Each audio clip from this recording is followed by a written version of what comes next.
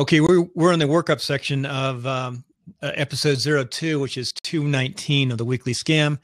And let me see. Let me get ready for the introduction here. Quiet for a second. Welcome to the weekly scam, episode 219-02 on timelines too. Now, just a quick note, the weekly scam is not just about scams, but it's about what you can do right and how you can be successful. So that today's show, of the weekly scam, we're going to go under free airline tickets. The IRS scam's out right now. And in the second half, we're going to go into, is coaching a scam, and ask the question. And I think it'll be interesting to find out what the answer is. We've had some input from our Blab audience, and we're ready to go. I'm with Mike Sheehan tonight.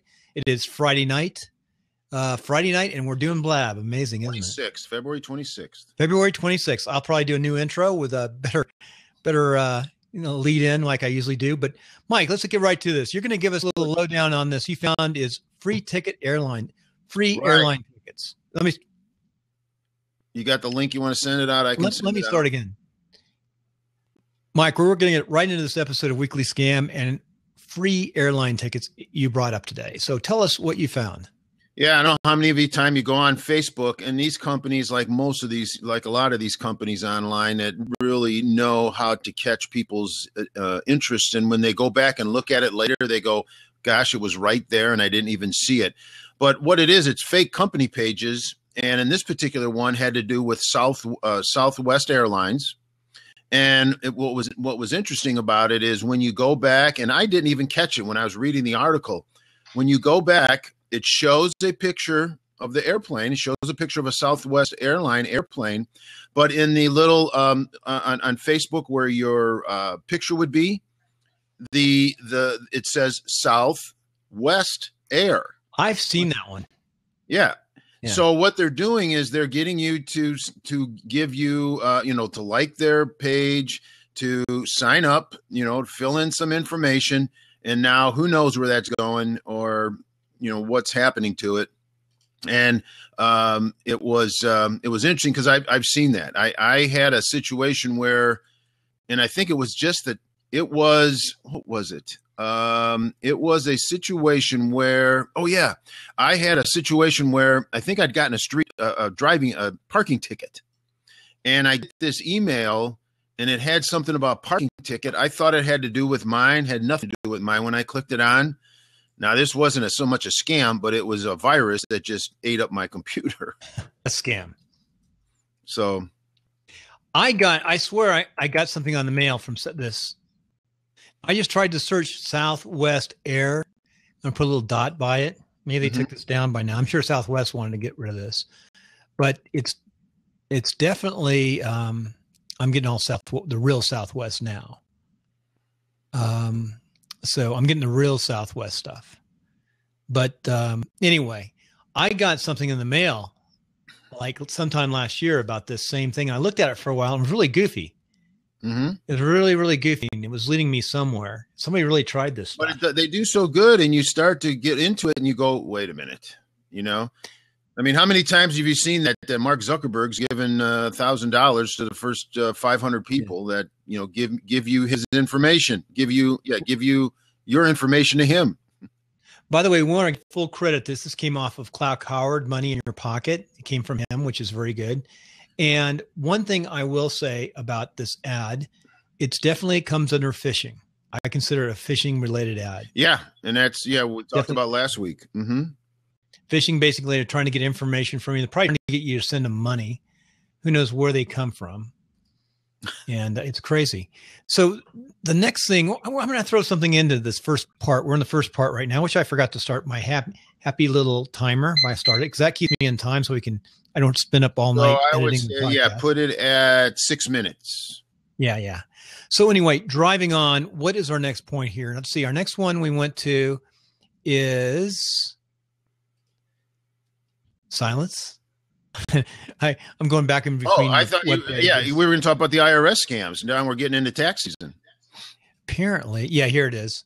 I have so many buttons open. Yeah, the next is the IRS scams. Just a reminder, there are a lot of IRS scams out there right now. And basically it's phishing. They're trying to get your tax information, and they send out an email saying that you have a large refund coming, and we can expedite the process if you just fill out this information. And it can be like a accounting organization, the IRS, and it's really free. And so we get your money in 10 days or 5 days. Just fill out this short form. They have you filling out an IRS looking form, really short. And all of a sudden now they're filing and they're getting your tax money basically electronically moved into someone else's checking account because they're getting the credentialed information. And that's happening a lot. That's happening. So be careful. Nothing online. Just make sure you just fill out your taxes the normal way. Use the IRS. The IRS, you have to have certain HTTPS sites, and it's only certified by the IRS. I know we do all ours through the account. And with that though, you can get a automatic deposit of a refund, but that's done prior. That's done along with your tax return. It's not something that they're going to come out. They're not going to reach back out to you later and ask you if you want it that way. It's something because that's how I do it. We have if I have one, it's automatically deposited after our tax return is filed. If there is a refund, but it's something I had to give my information to with my tax return. So that's the big one. And I seem like I had one other scam this week. Something came up. Somebody told me about. I'm trying to think. I'm writing these down. We need to write them down during the week. Post them in the notes. But definitely those are the two big ones right now. That airline ticket's been out there. I think that's mostly gone now. But the IRS scam is definitely hot right now. Anything else out there? Look at our notes. Pause for a second. No. It's coaches. Oh, thank you. One I interviewed like before you, and she said, "I don't hold anybody accountable. I don't believe in accountability." I thought that was crazy. Anyway, what's wrong with accountability? The emperor has no clothes. If I tell you I can help you, I'm an open book. Talk to my client. You know I love when people ask me for references because my clients are my invisible sales force. Listen, Mr. and Mrs. Prospect, if I give you some people to speak to who vouch for what I do and everything I say I can do, what happens next? Can we make a commitment, move forward? I love them talking to my clients. My clients are wonderful to me. They're my invisible sales force. I just dropped in this Forbes article. I read the study on this, and I'll talk a little bit about this article too. Yeah, let's go. We're going to hit it. No, I already started. Did you record it? You started it, Yeah, I did. You're not? Okay, folks, we want to finish up episode. Okay, we're finishing up the first part of the show when we just went over the basic scams that we found out there this week. And we're going to come back and talk for the next 10 minutes about coaching. We brought on Clyde Diamond, who is more than a coach. He's been on also episode 170 on timelines. Go back and listen to him. But I want to go into a little bit about into some areas like real estate coaching, personal coaching, and life coaching. Mm-hmm. What is good? What is bad? How do you find a coach? So with that, we're going to go to break.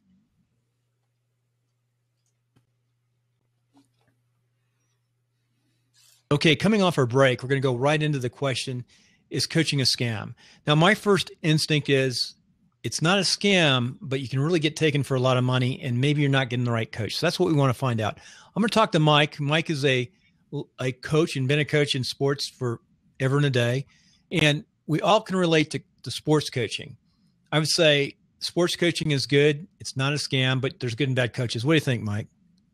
No, absolutely. I mean, just look at the NFL. You know, there's coaches being fired and hired all the time, and you know, when you think of the word in the internet world of coaching, it kind of gives it a bad name because you know when you think of your coaches back in high school or college, you know, those are probably some very good memories that you had of those people that were really genuine about wanting to help you get better.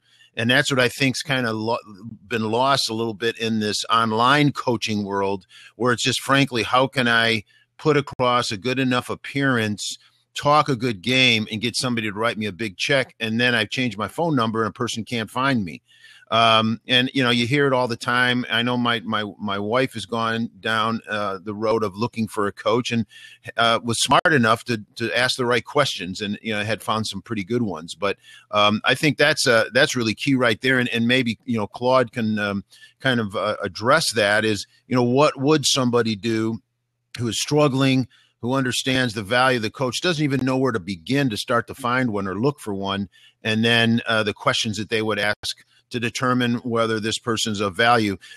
And I think people don't do that because one of the things that, in this, you may agree or disagree, they're in such pain that they do get pulled into maybe making a wrong decision because they want that pain to go away. They want to figure out, how can I make some money and make it now? Yeah. They get sucked in. Many of these coaches are eloquent speakers. Okay. They get people very emotionally involved. First 10 people to run to the back of the room, and things like that. My mentor used to always say, success and failure always leave clues. If you want to be successful in what other area, I teach in real estate, I coach, consult, I mentor in real estate. Sales training is my big passion in social media right now. And I would say to people, if you wanted to find someone, if you have a problem or you're looking to improve yourself or your financial standing, ask around, do your homework on this person, watch their videos, check them online like we all do. Okay, see if there's a lot of complaints against this person. And I do not recommend the BBB, by the way, but I do recommend, the beauty of social media marketing is if there's a flow of complaints about people, then you have a pretty good idea of the quality of the person. Can you talk to that person? Can you speak to them personally? Can you pick up the phone and call them, or can they return you a call? If they want anywhere up to $50,000 and more, which some of them ask for, why can't you speak to Mr. and Mrs. Guru? I don't believe in this pretentious nonsense that they're too good to speak with you and you have to speak to their employees. I am so against that business model. And I think people need to have good value for what they're paying for. These are good people. They want good value. They want someone to hold their hand and help them and coach them. Why can't they get accountability, Mike and Bill? Hey, let me go right into an experience I had.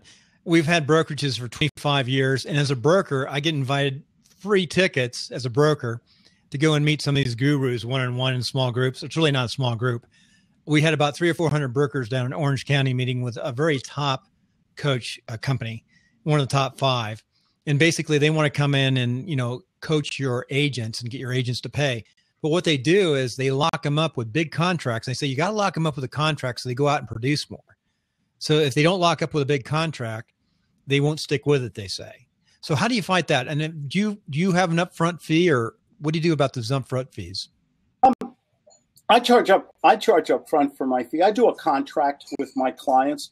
Most of my contracts are a minimum down payment and some kind of monthly maintenance fee or a 1-year contract on that. But I ask people, look, it's okay to ask me for references. Do your due diligence on me. Check me out. Watch it. I got 300 videos on YouTube. Check those out. Read some of my books. Do some homework on me. I'm an open book. And then schedule a free consulting session with me on time trade and see if there's a good feeling, if we're a good fit for each other. Because I have discretion too. I don't work with everybody who calls me up either. I don't take every account. The other thing that they do is they try to create coaches in geographical areas, and they charge the coaches a small fortune to become certified, and then they give them leads.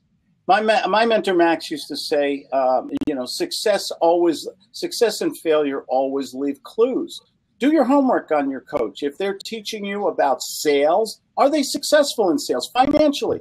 Are they living in a nice area? Are they driving a nice car? Now, I'm not trying to sound materialistic or pretentious, but are they financially successful in their own right? And can they prove it to you?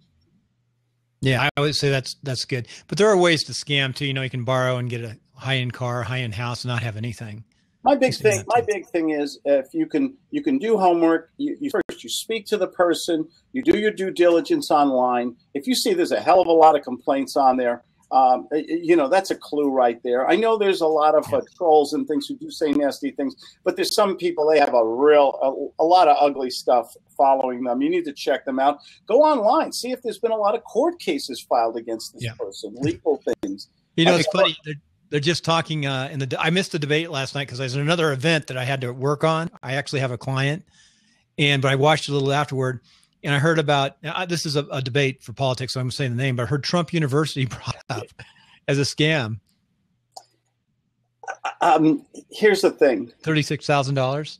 It's very expensive. I don't have anything. I charge a lot of money. I'm probably one of the most expensive coaches, mentors out there. Okay. The question is, are my clients receiving the value that they're paying for, and are they going further? That's the whole point of it. If you're just giving someone there's third-party coaching programs. programs that the major gurus hire out of Salt Lake City and Florida and places like that. And then they give people a lot of busy work with a group call once a week or something like that. To me, that's not coaching. And the failure rate, there's no statistics because these are mostly private organizations.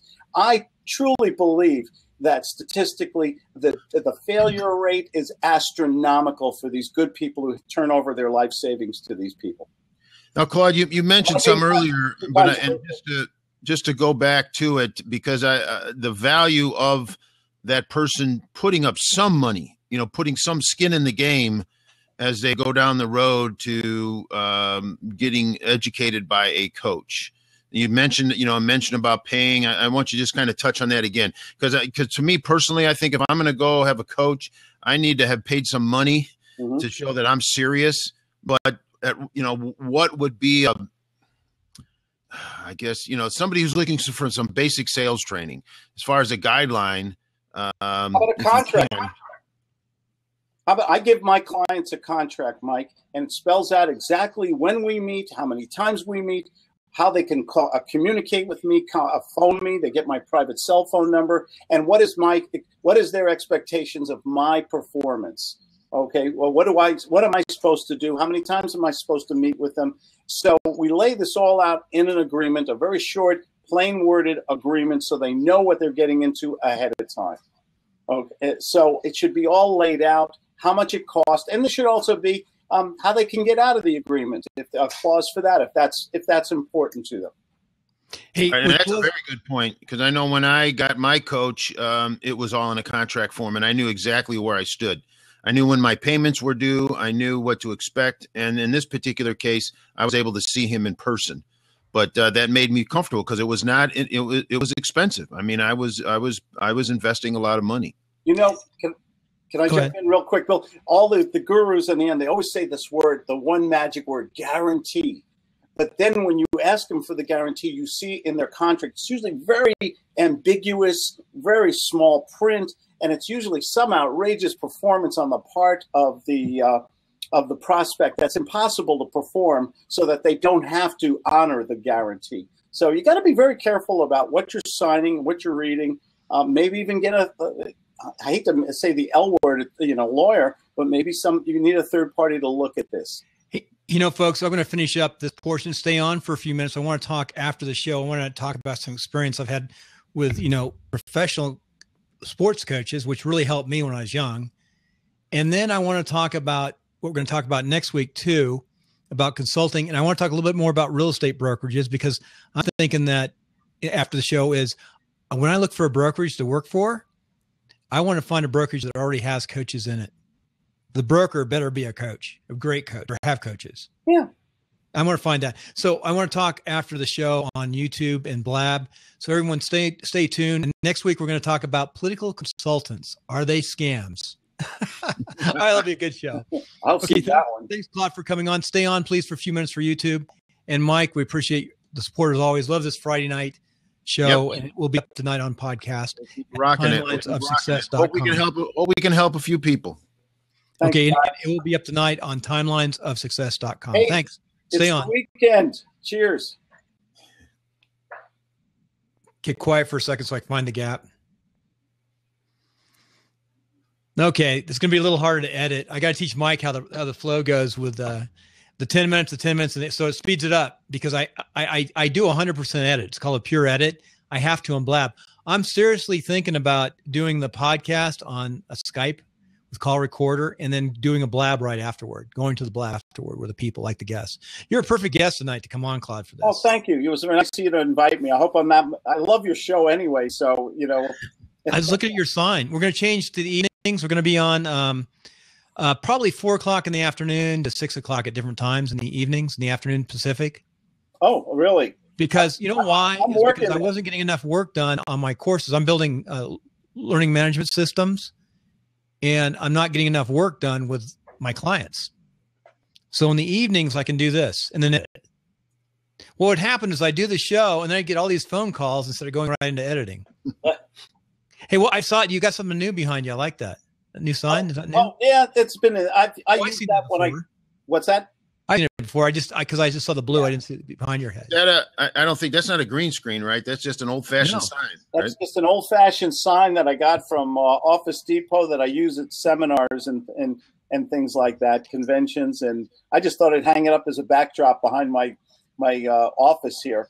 I need your permission right now. I'm doing the $5 Blab course. I want to use a picture of you and this right here. So move your head a little bit, and I'll use that as that's your $5 course right there to do Blab. Yeah. The $5 Blab course, get an account and here's some tricks. And I love Blab, but I'm not sure that Blab is giving me the quality of audio that I want on my podcast. It's working brilliantly tonight. Yeah, but my podcasts are okay because I do a lot of work on the sound, but I'm a purist on sound. But I think everyone should start with Blab. In fact, I don't even think half the people should even try to even go to a podcast. Oh, that could be another weekly scam conversation. There are people pod fade left and right. Have you ever done a podcast? Well, I was saying buying podcast courses to learn how to podcast. Oh yeah, $1,500, $1,000 to $1,500. Yeah. I have a $100 module for podcasting. They'll teach you Blab and teach you call record, and that's all you need. And all you need is the only thing you need equipment wise, you shouldn't have the stuff I have. You should only just have this mic right here. Yeah. Do you have this mic, Claude? I have a good old what is it called? This little puppy here. Well, that's fine. That's for the Blue Yeti. Yeah, that's a fine mic. If you just for that or this, that costs a little bit more than this. This will give you a little bit deeper, richer sound. But the Blue Yeti is more forgiving. You have to know how to use it. You're doing fine with the Blue Yeti. Mike, it'll pick up all the sound in a room, so you have to have a quiet room. So anyway, on the coaching, I want to talk about two things. Coaching, I did Willie Barber, Jerry Barber's brother, professional when I was 15. I worked on a driving range when I was 12, right next to my house in a golf course. I picked up the balls every day. I used to go and chip them into the middle while I was waiting to pick them up after close. So I go around the edges and I chip. And all of a sudden at 15, I found myself a 2 handicap in golf, which is pretty good. And then I got some lessons from Jerry Barber, Willie Barber, who was Jerry Barber's brother, really good professional. He's built about like me. And then I won the Orange County Open. I beat Mark O'Mara in a playoff. Whoa. At 15. Nice going, man.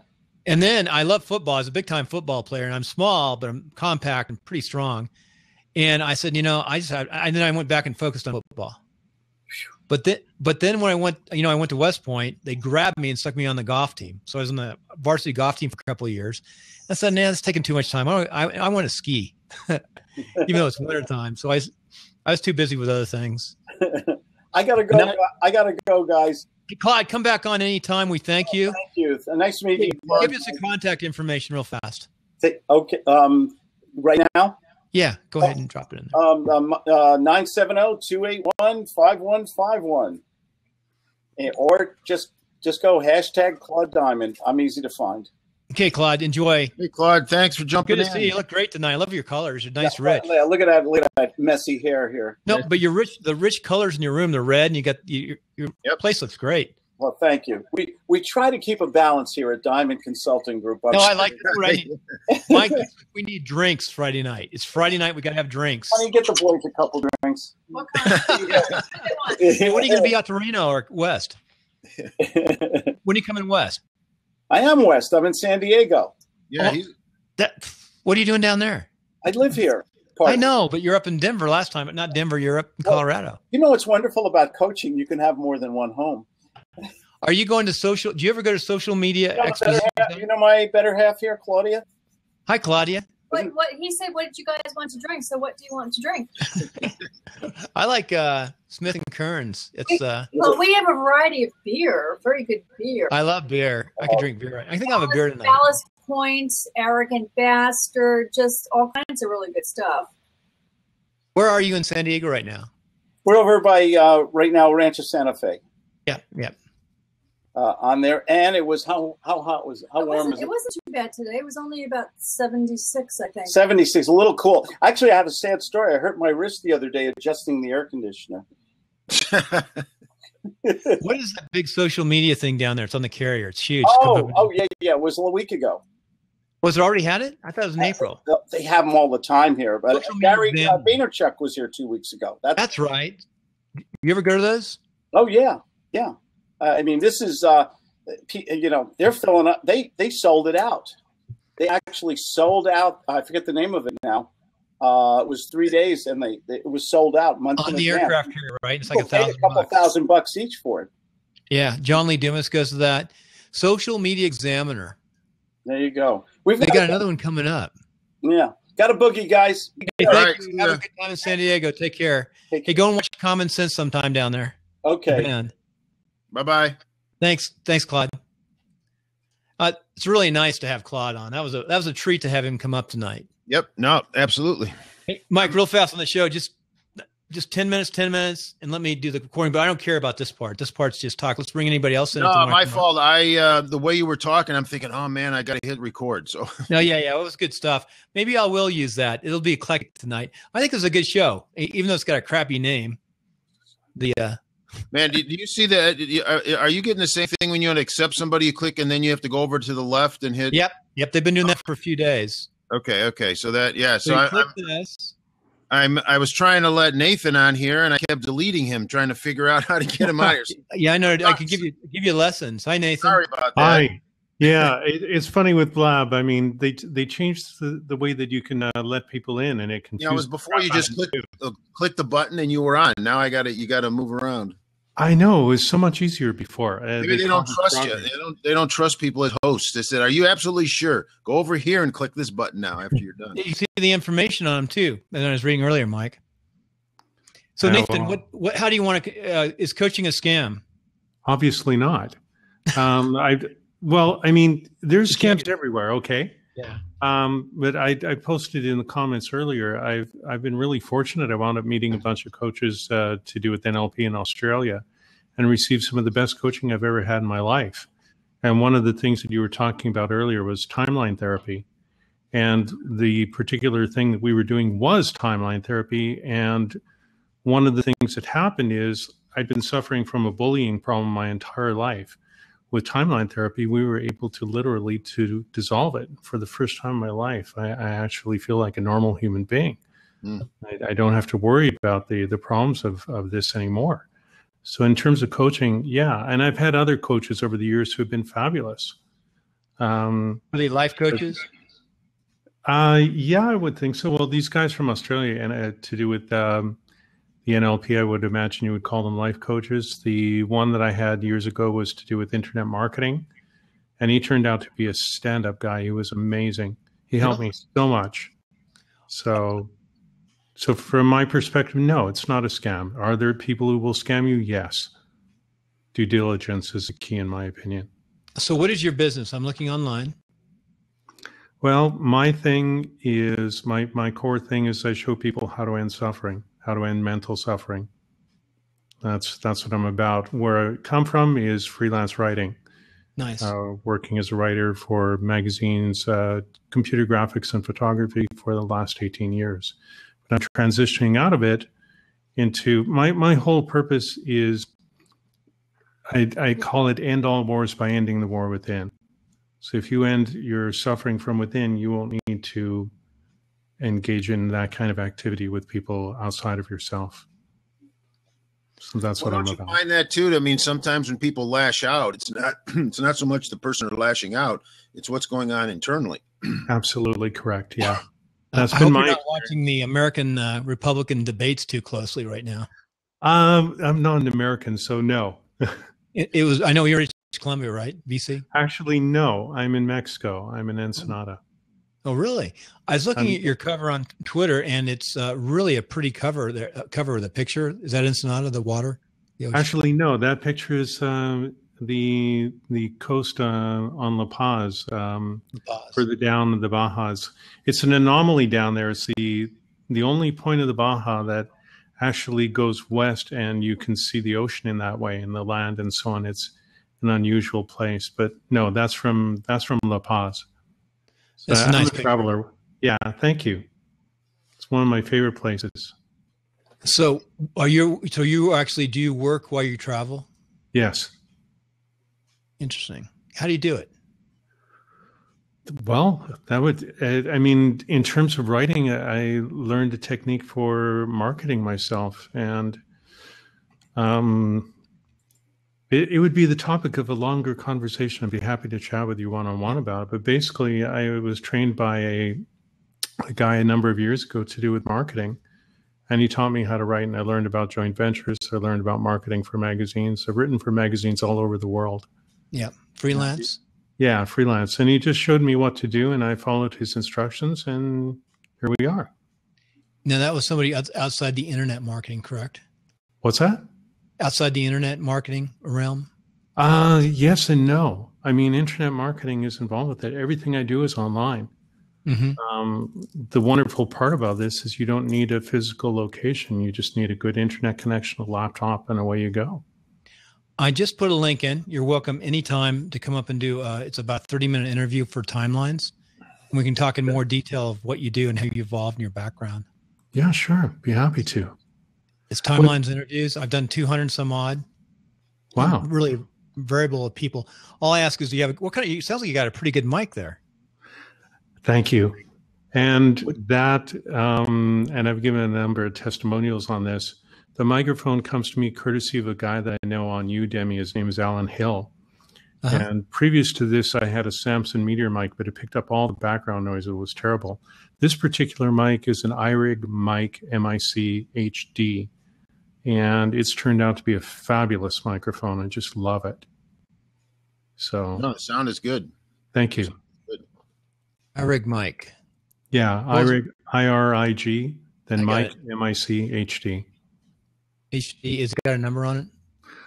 No, it's just, I'm just looking at it right now. It's just, it just says on it at the top, IRIG, and then mic, MIC, and then HD. That's what it's called. Right. All right. It's looking, yeah, it varies in price. I was looking yeah, it's I think about 128, 140 thereabouts. Maybe sounds good though. I always like to listen to different microphones. You can really hear them. If somebody has a good mic, I'd much rather interview somebody with a good mic than not. Yeah, they have another version of this for the desktop. Mine, I have it mounted on a mic stand with a boom. So I got that because I wanted that kind of flexibility. But you can get it with, there's a different version of the microphone that I saw it a while ago, and it's something for the desktop. I think with something like that, you'd probably have to use a shock mount, but I'm not sure about that. This one I don't, because it's sitting on a stand, which is independent of the table where I'm sitting. Is it IK Multimedia iRing mic? Yes, absolutely. Handheld condenser mic, it's a condenser mic. So you have to still have a quiet room. Not the one that I've got. I mean, I've been operating in a fair bit of noise in the background where I've been, and it's actually been really good. I mean, when Alan demonstrated it, hold on a sec. Let me pull it out so you can actually see what I've got. I'm looking at it right now. I see it on. I'm going to put this link in here. This is the the one that Alan recommended. You know, it's funny. I've been looking for something to work with the iPhone, the iPad. Yep. And maybe even pick up some audience here because we're doing a lot of work with the iPhone S Plus for clients. It's amazing the video you can get out of that iPhone. Yeah. Yeah. Unbelievable. Well, there's a guy you might want to check out. His name is Mike Kienigs. Koenigs. He's a video guy. And I've watched him do videos with walking with the iPhone on a stick and a Lavalier microphone. And it's been pretty amazing, the quality that he's gotten with that thing. This is interesting here. High definition handheld microphone for iPad. Interesting. So very good. So on coaching, you've traveled, you write, and you've been coached. How many times have you gone through coaching? Many times over the years. I mean, it depends on how you want to define it. I mean, some of what I've experienced is coaching. Some of it's been counseling. So I have a hard time defining it at times. The stuff with the guys from Australia, definitely coaching. And the ironic part about it is that these two guys from this outfit in Australia, they've also become fans of mine because of what I'm doing.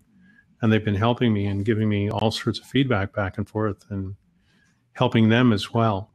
And these guys are amazing. They're really, really good at what they do.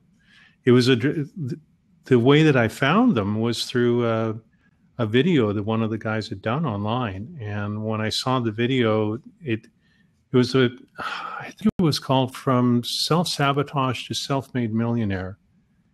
And when I watched it, it gave me so much valuable information and one of the things with these guys is that they give you an opportunity for an introductory 1-hour coaching session.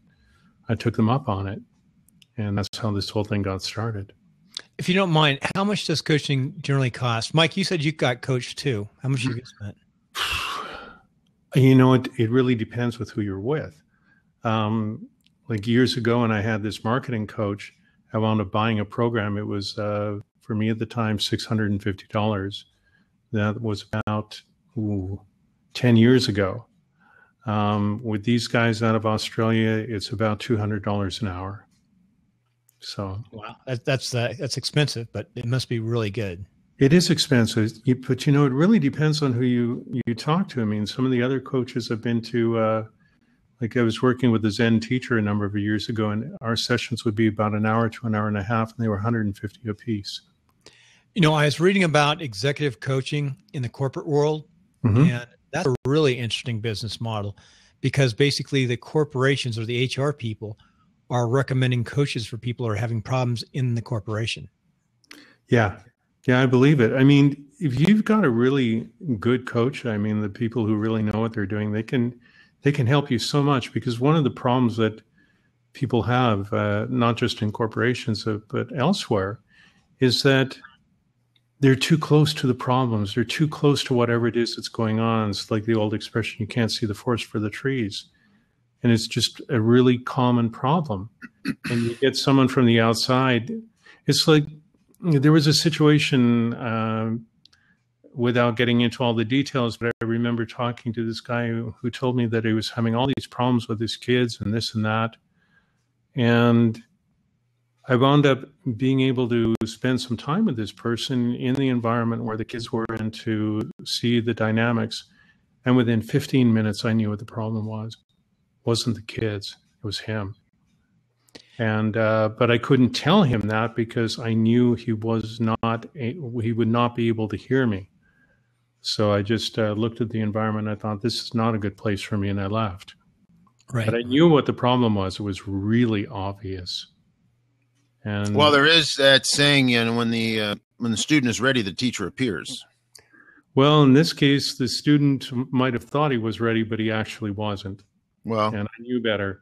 There are times like when you walk into a situation where you know what's wrong, and you also know it's not your place to tell people or to educate them or to try and fix it. Sure. Because part of what I'm talking about, actually, which has been a major problem for many people, is boundaries and knowing when to speak and when not.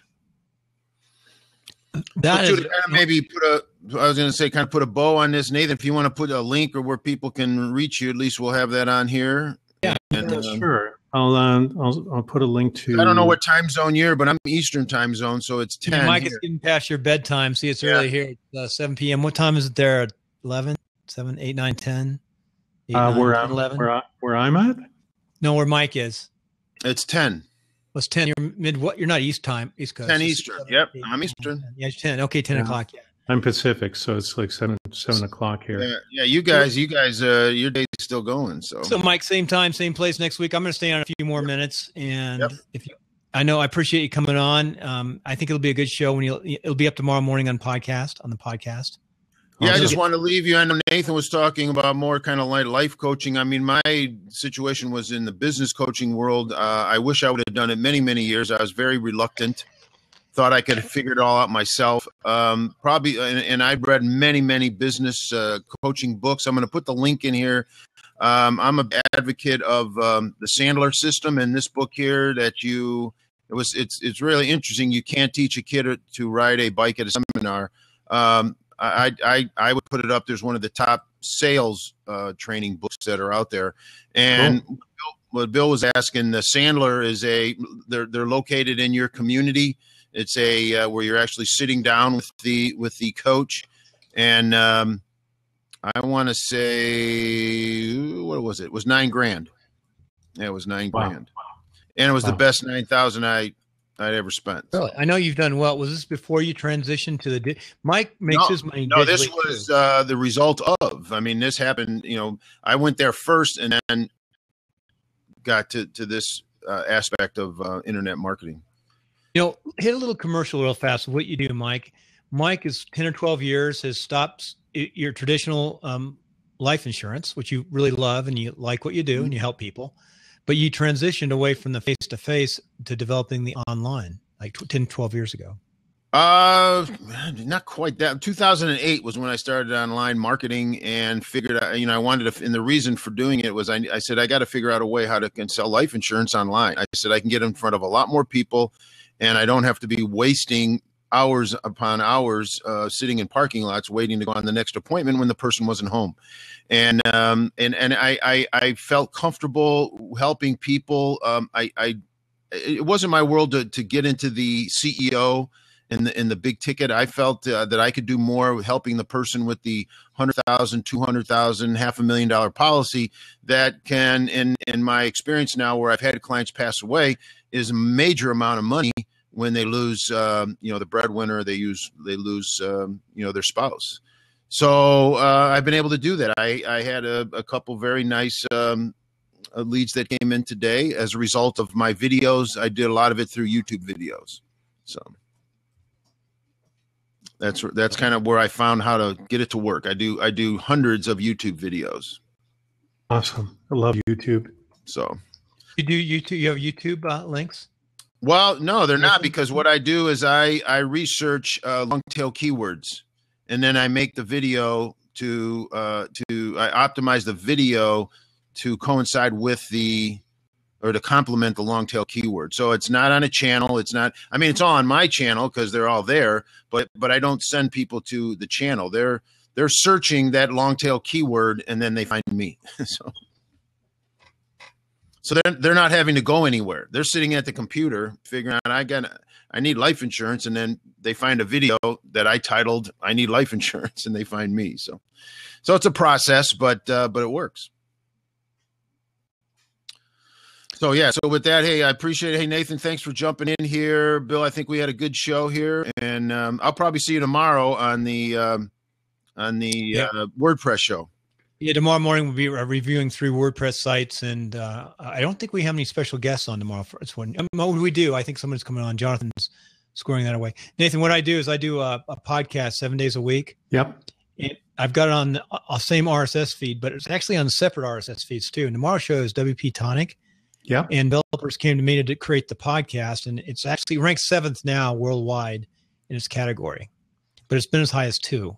Nice. Check it tonight. So it's a fun show. We're talking about podcast design really right now. Okay. Graphics. So what time are you on? Sorry, 9:00 Pacific. Jonathan didn't win. Okay. If you go to Timelines, I'm just playing around. I went to Timelines and I left a comment for you with my phone number and stuff. Okay. And sure, I'd be happy to join you on your show tomorrow morning. But if you come on the Timelines, but tomorrow is not you do a regular interview. A Timelines interview is my traditional show. Oh, okay. It's just you and I. Oh, okay. It's for about 30 minutes, and we open it up on Blab. I'm thinking about going back to Skype. You ever use Skype? Skype with call recorder or Skype? Yeah, actually, there's a really great piece of software for Skype which I use called VodBurner. Yeah, I'm familiar with VodBurner. Oh, you are? Do you have it? No, I've never used it, but I know a lot of guys that talk about it. Because I actually have it, and I can use it on my system if you like. But yeah, sure. I mean, however you want to work together, I'm fine with it. Is VodBurner only for a PC? I think it's also for Mac. It works for Mac. It's free on Mac. They recently introduced it for Mac. I think it's about $100 for the software. But the thing about it is you set it up for side-by-side video, and you can also output in a number of different resolutions. You can output it as an MP4. You can output separate WAV files. It's a pretty nice piece of software. It sounds like you got your stuff down. Have you done a podcast? Yes, I've got one. I've got 3. Wow, what are they? Well, how would I even give them to you? Just tell me. Oh, I could look you up. I could go, you know what? Well, if I go to iTunes like this, a little lesson here. If you go to iTunes and if you set it up right when you put your feet in, yeah. And Mike had to take off his light. I see that.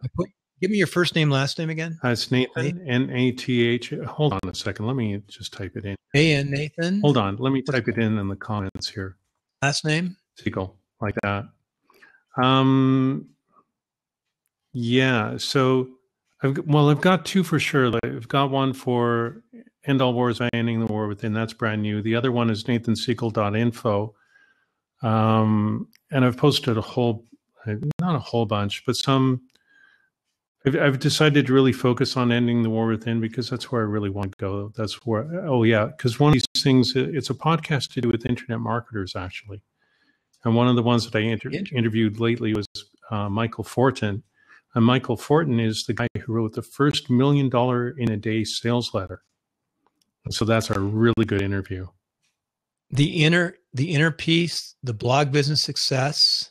No, that's somebody else. Yeah. The inner piece is yours, though, right? Yep, that's me. An online learning podcast. No, that's somebody else. So I got one of them. Yeah, I'm not sure how I would send it to you. Hold on a second, because watch this. I just if I go here, and you go copy link. If you can go up onto iTunes, you can go to copy link and you can paste it like this. That's your the inner piece through. Yeah, I was going to go to my. Hold on a second here. See, I'm playing one right now. I was looking at this earlier. Just bear with me a second because I was looking at my account on Apple, and I like the idea of the picture and just put a title on that though. You should just flip. You have a Mac, iMac or Mac? No, I don't. I've got a PC. Sorry to disappoint. With Mac, you can just take a picture, right click it, and put text right on it, and then save it. Nice. It's really fast. I don't have that luxury so much on the PC. Hold on a second here. So I know where I can get this information for you here. So go to well, if you have iTunes. I'm actually in the process of signing into iTunes Connect. So if you could just bear with me a minute or two here, I'll be able to get the information for you. Just I haven't done this very much, so I'm not super conversant at it. Bear with me a minute. Should be able to get it for you. Okay. Signing me in on iTunes Connect, and it tells me what all my podcasts are. Okay. Great, I can see them. Okay, here's one. I hope I'm doing this correctly. I'll find out.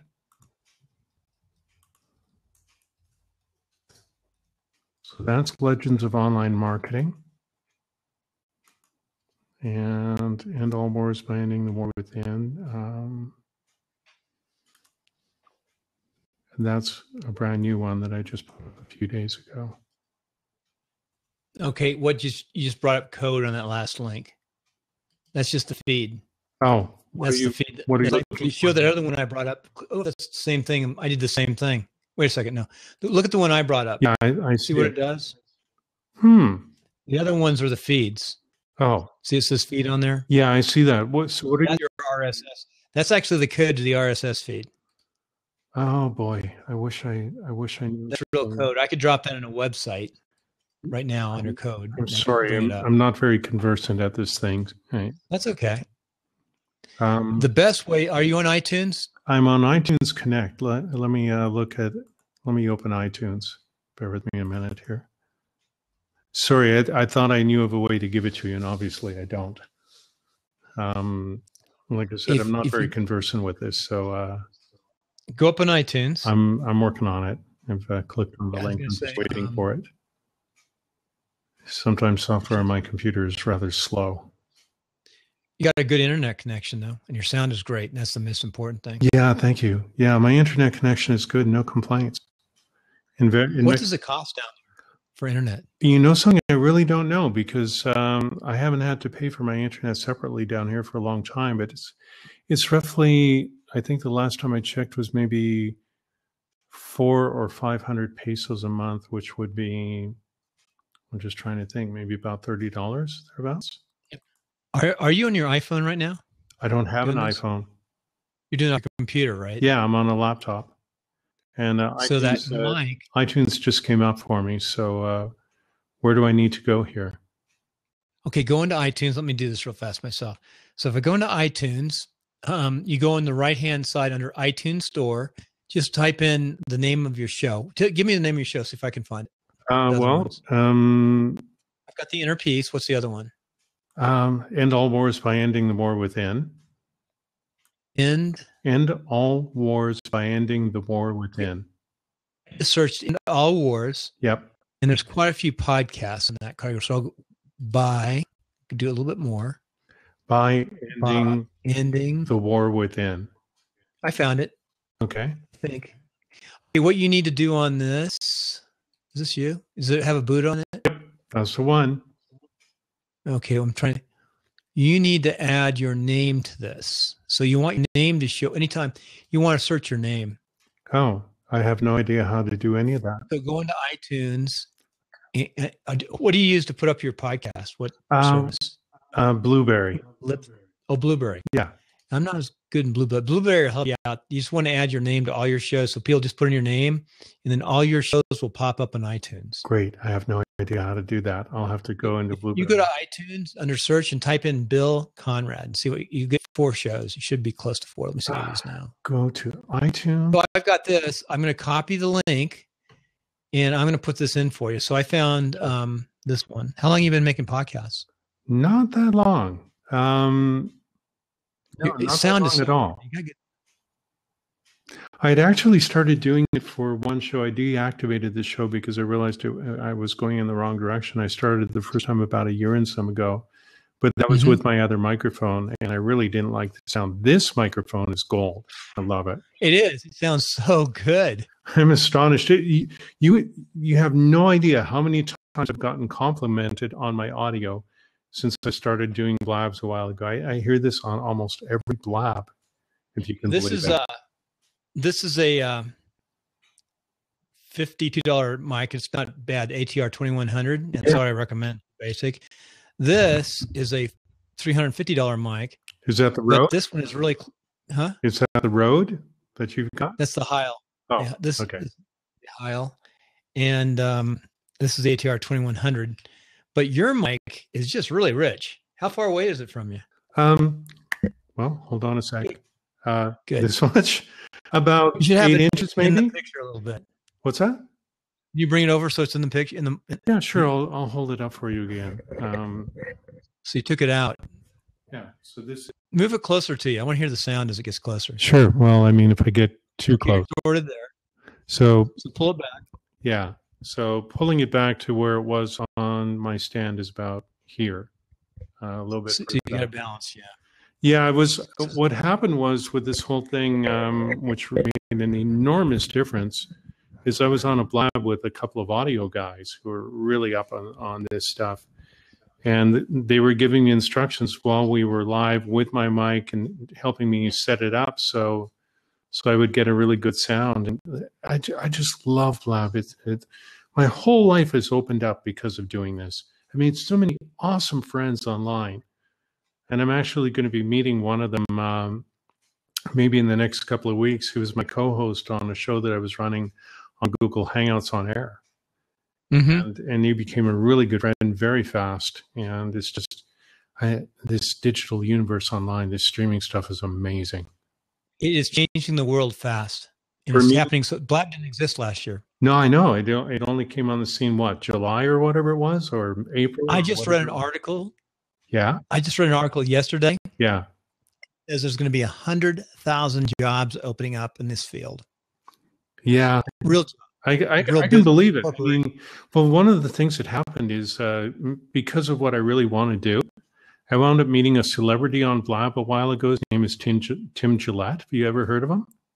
Yeah, I do know Tim Gillette. I know that name. Rock something to do with motorcycles and helping people. Anyway, I ran into him. I know he's got a radio show with millions of listeners. And one day, well, just a few days ago, actually, he was doing a show. I noticed he was on. I thought, Tim's on. So I joined the show and he had an open seat and I popped in and talked about technology for a little bit. And then it dawned on me who I was sitting with. And then I asked him for some help with my direction.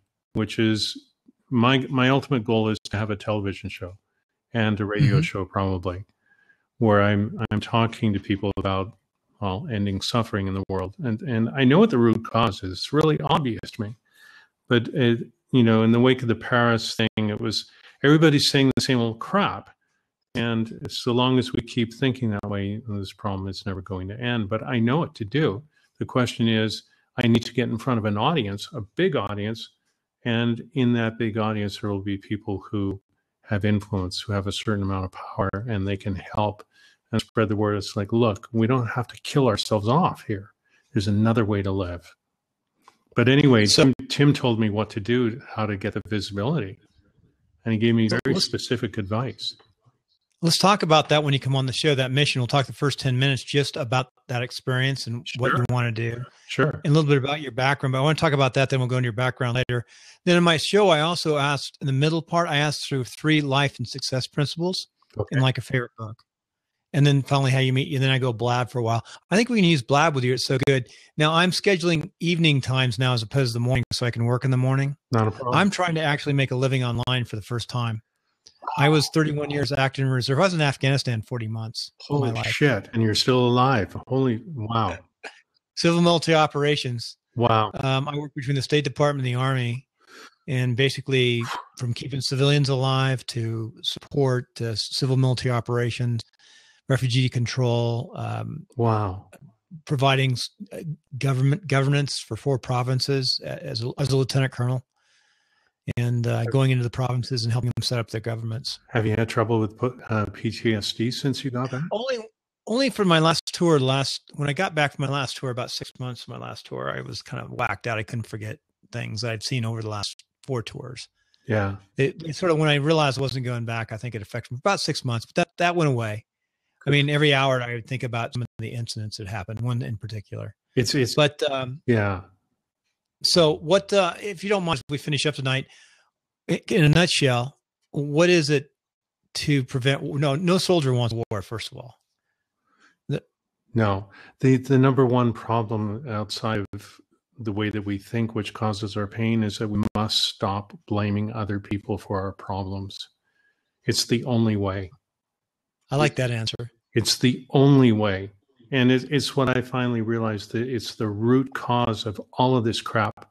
We've got to take responsibility for our own, the way that we think. The way that we think is causing our problem. We're thinking that someone's doing something to us, that they've done something to us. And maybe there was an initial cause of something, but it's our thoughts that are causing the pain. And if we can look at what's happening, how do I put it? I've been on a whole bunch of Facebook groups, and I was talking to them about self-inflicted suffering, but I was also talking about something I learned from a spiritual teacher. Her name is Byron Katie. And one of the things I realized is that if you get to a point in an abusive situation where you know that you can leave, or that you think you might be able to leave, or blah, blah, blah, and you stick around, and you're participating in your own suffering. And what it means, you're not 100% innocent. You may have been at the very beginning when you didn't have any awareness at all. But the moment you get some awareness and you still stick around, you're still doing whatever, you're participating in your own suffering, you're continuing it. And the day that I realized, like in a very abusive situation for most of my life, that I was actually, most people don't realize this. They don't realize that they're creating their own pain. And one of the ways that they get trapped is they have this illusion that they can fix it. And in most cases, they can't. They can make it worse, but they can't fix it. And when you realize that you're in this thing, you're causing your own pain by trying to fix a problem that isn't even yours to begin with, the day that you realize what you're doing, that's the day that you have a choice. Do I stay here and keep putting up with this crap, or do I get the hell out? And I take responsibility for my own life. I stop blaming these people because I'm causing my own suffering by putting myself in the position to let these people abuse me. And I'm not going to let myself make myself suffer by staying in this environment. And I'm not going to let these people do what they do. And so when you take responsibility, you realize what you've been doing, how you've been tricking yourself mentally, then you can get out. But people have to have that bit of awareness. The moment they have that bit of awareness, that's where the end of the story is. But if they don't have it, if they believe that the abuser is 100% at fault, they're going to be victims forever. Then the moment that they realize that even the tiniest bit that they're contributing to it, that's the beginning of freedom. Nathan, can you give me your email address, and I'll send you an email real fast. Sure. Do you want me to type it in on the side here? Or you need to do that. You can type it in and I'll just copy it. That's fine. I'm always interested in how we can have peace. That's an important thing.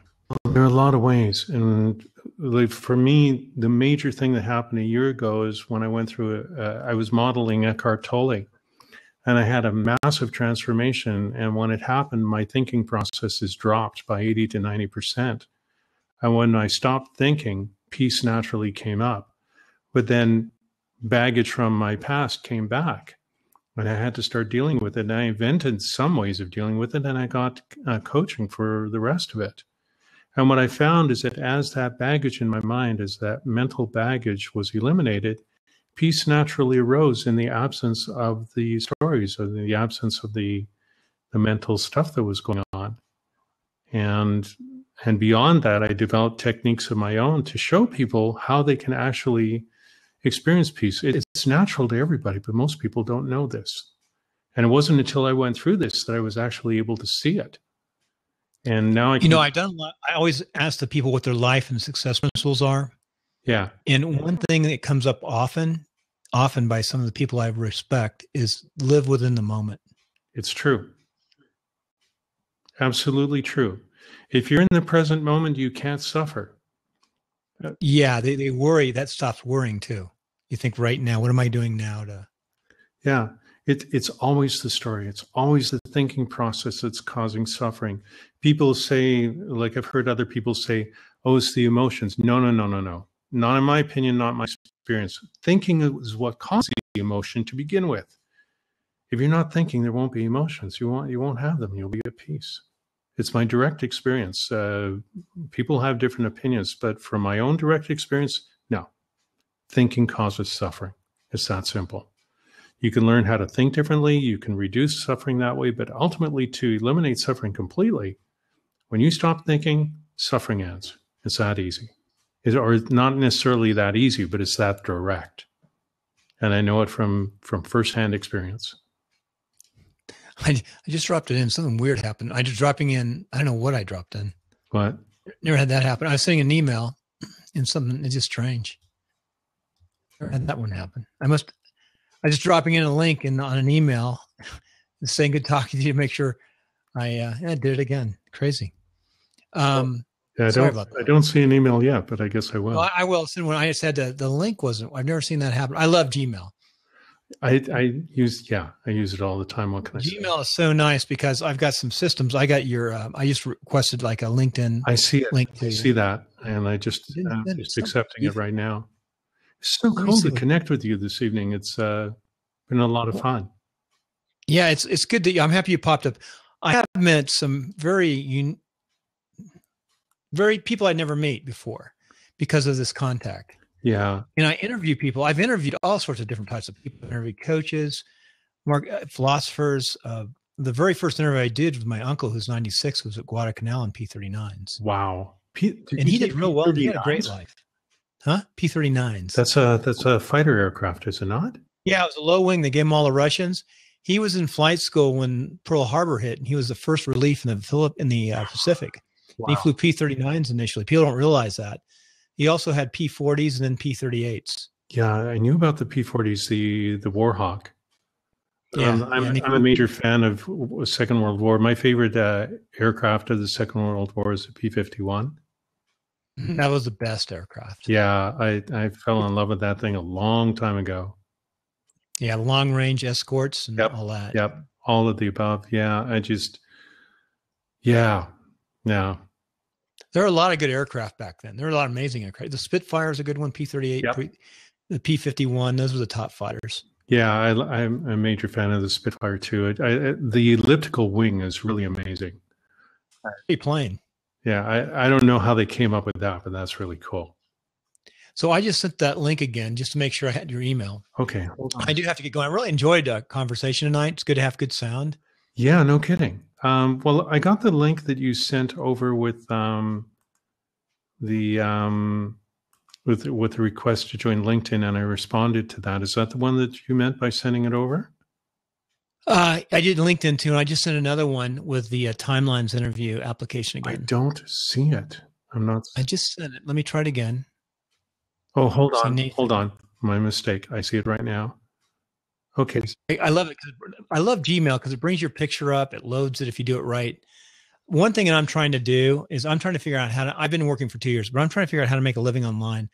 I was a reservist, active duty 9 years, reserve, and called back into the war because of some expertise I had. And I decided to stay in and finish my active duty up. Right. And it's not enough money. I've got a son who's in the Coast Guard and 2 girls who are 13 and 15. And it's not, I've got to make about twice as much money as my retirement. And I'm trying to see can I do it online instead of going back into design, build, construction. And I make very good money if I work for the government overseas, but I don't want to do that anymore. I live in a beautiful place called Reno, Nevada. Oh yeah. Mountains.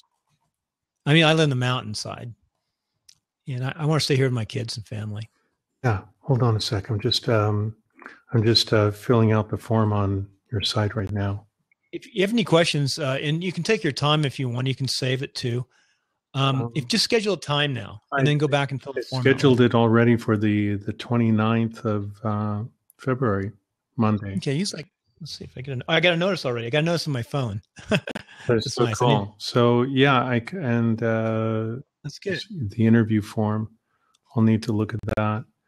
Yeah, it's entirely possible to make a living online. It just depends on what you want to do. I mean, the way that I've been doing it, it's become harder in recent years because of 2008, the crash of 2008. And if you were wanting to do writing, and I mean, that's one of many ways that you can make a living online. I would shortcut your process considerably, and I would say to you, become a copywriter. Learn how to become a copywriter. Yeah, that's the first I've heard that, but I know copywriting is so important. It's where you can make well, it's not necessarily where you can make the most money. It's one of the ways. Another way that you can do it, if you learn how to do it well, is to create joint ventures with people. And there are different people who teach you how to do that. Willie Crawford is one. Sohail Khan, I believe, is another. I learned about it years ago when I took that internet marketing course. And I created a joint venture with a software company back in 2006.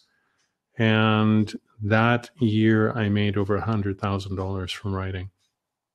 Wow. Just writing. Just writing. Over the course of a 4-year period, I made over $90,000 in royalties from this joint venture. So joint ventures are another way. I have a course that I created on freelance writing, which would show you everything that I know. Everything. You talked about Udemy. Udemy is another option too. Did you make a Udemy course? What did you build it on, the course? Sorry? What did you build the course on? Actually, I built it on my own. I had originally hosted it on my own site, nathansiegel.org, and had the videos on YouTube unlisted. I did put it on Udemy, but I didn't get very good results, and it's because of my copywriting. I'm not a very good copywriter. Unfortunately, there is, but there's a new plugin for WordPress. Yeah, it's called Lifter LMS. Lifter LMS. I've done a lot of research in this area. It's free. Yeah, and you can hook it up into PayPal for free. What they do is they charge you to make the connections. But I am very impressed with the people associated with this plugin, this company. I'm going to interview them. I've done a lot of research. Lifter LMS learning. Oh, so it's a learning management system. It's a plugin for WordPress. That's interesting because, okay, I know how to build a site. Hold on a second here. Let's back up a moment. You know how to work with WordPress, right? Yeah. Hold on a second. Let me back up a second. One of the ways that you can do this stuff, I'm a tech guy, right? And I've been writing for magazines for a long time. And one of the things that came my way, like some of the top marketers out there, guys like Frank Kern, for example, okay. He uses a particular theme called Optimized Press. Well, I'm familiar with Optimized Press. A little old now, though. True, but they updated it to version 2, and it's got some really nice features in it. Anyway, I use it. And Optimized Press is definitely, I think, probably the front runner 2 years ago. Yeah, it's probably not anymore, but it's a lot like, it's good though. I should have, in retrospect, I probably should have gone with it, but I went something called Genesis Framework. Oh, I know Genesis. I don't like Genesis anywhere nearly as much. It's not as flexible. Well, Genesis is nice because it's the framework, and then you put your child themes on top of it, so True. It stabilizes the WordPress. I've got 22 sites, and I've only had 2 failures in 22 sites where I've had to go and recover them. Oh, nice. Okay. Because the Genesis is so stable and so well designed for security. Yeah. And Optimized Press, anytime you get a real customized, now Optimized Press is really good. That's that was the best thing in the last few years. But problem is it could have some security leaks because it's so customized. Well then I can help you on that as well. Not kidding. One of the magazines I write for is HTML Goodies. And a while ago, I interviewed a guy by the name of Brandon Zundel, who's a friend of mine on the Internet Marketing Super Friends. And we did a very detailed interview on security. And I'd be happy to send you the article that I wrote on it. And he gave me a whole ton of really valuable information. Brandon's marketing a service, I think it's called Forti Press, where he sets up this really intense security system on your site. And actually, like one of the plugins that he recommended is one called WordFence, I think. I got WordFence on my But anyway, he recommended this, and I installed it. And this morning I received a message that somebody tried to log into one of my sites using the admin thing and was blocked. Yeah. WordFence is good. I put that on one of my sites. You know what I did? I've seen a lot of people scam. You see, this is a terrible name, Weekly Scam. And it's a quick site. I built the site in one evening. Weekly Scam. I'm experimenting with building sets of podcast shows. Now, this is actually will go up on timelines. So the same RSS feed has 7 shows, but a couple of the shows have their separate RSS feed. Right. And you think that would deplete it by putting on 2 RSS feeds, but it actually builds the separate one stronger because people find it on the 7-day course and they go and stick on the ones they like. Interesting. I have to admit, I don't know enough about podcasting. One of the things that Tim Gillette told me, he said, if you really want to create visibility, and he gave me a story of it as well. There's several things he told me. And one of the things was creating a press release.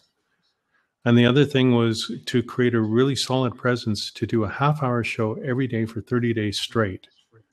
Just you. I've done more than just one person. I've heard one person. And you put those on YouTube, and like some of the things that I'm going to be doing in the next few days is I've got a couple of courses that I got from Alan Hale. He was giving a whole bunch of courses away to those of us who are Udemy instructors. And so he's got a couple of really great courses on optimizing YouTube. So I'm going to be doing that over the next few days. And once I'm done, I'm going to start doing my shows to do with what I'm about. And I've got tons of material. So the goal is to do like 30 shows. And he told me of a person who actually did that. And this is back in the days of Oprah.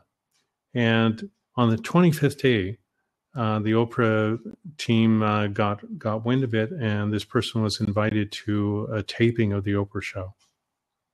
Where it went beyond that, I don't know. But I really liked what he had to say. It just gave me a whole bunch of great information. I just went, wow, thank you. And you know what I'm experimenting with, which is really kind of neat, is I'm doing like I'm convinced that the average person should not podcast right away.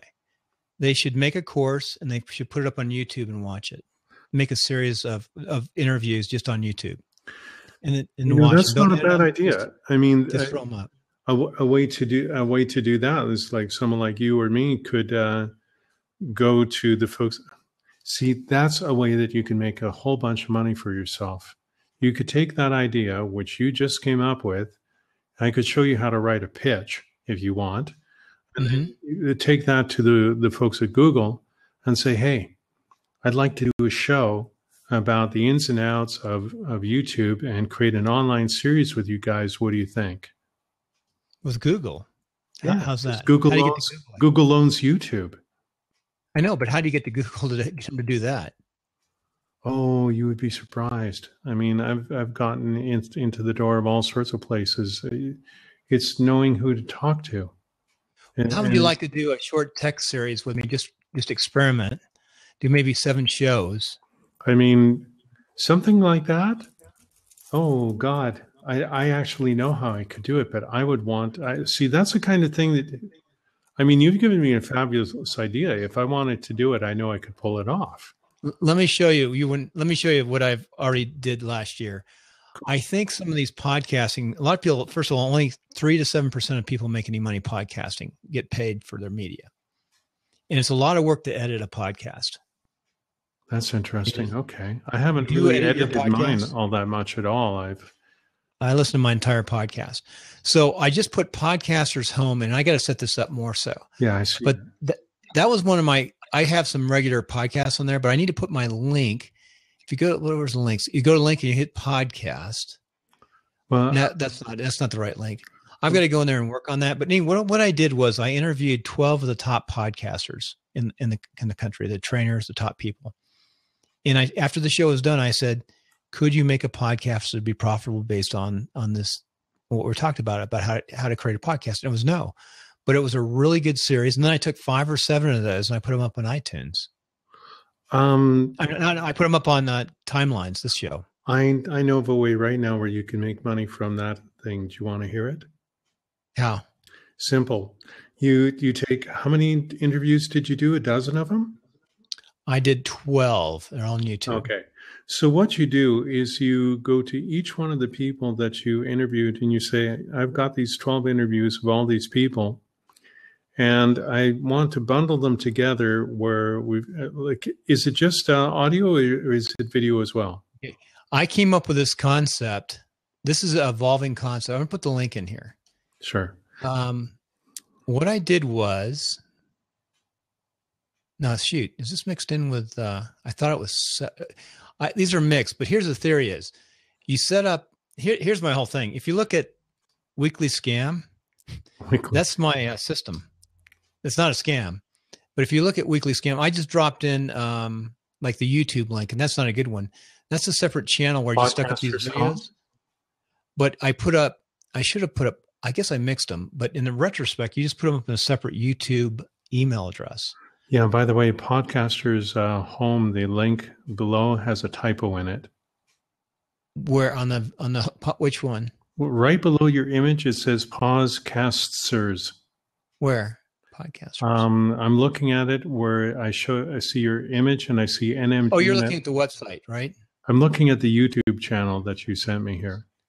Okay, Podcasters. Oh, you've got an extra S in there. Do you see it? It says Podcasters Home. There's a link right below. I'm looking at a different place. I'm looking at the link on the bottom right side. No, if you... you know, I changed that. I thought, wait a second. Where you look at the far left, directly right under your image on the left side, it says Podcasters. Oh, that's an easy fix. I'm sure it is. I never saw that before. You're the first person to catch that. Well, what can I say? I mean, I just finished editing a whole bunch of stuff for another woman, so I guess my mind is still in editing mode, and I saw it. Let me see if I can fix that real fast. I'm not really good at that. By the way, I graduated from West Point, but I have a little bit of dyslexia, so. Not to worry. It's life. You know, we all have something, or maybe several somethings. Yeah, but getting back to the thing about what you did with the podcasts, what I would suggest is you bundle them. You create transcripts of all, or what you do is you pitch it to every single one of the people, and you say, I've interviewed all of these people, and what I'd like to do is make you an offer where we'll put together all 12 of these with transcripts, and I'd like you to consider selling all the bundle of 12 to your list for say $97, and we'll do a 50-50 split. What do you say? It's an old tried and true formula. Lots of people have used it over the years and they've made lots of money from it. Are you going to YouTube for that list? No. See, what you have is you've got all these people that you've interviewed, and chances are each one of them has a list. So right. what you do is you say to them, I'd like to take all of these interviews.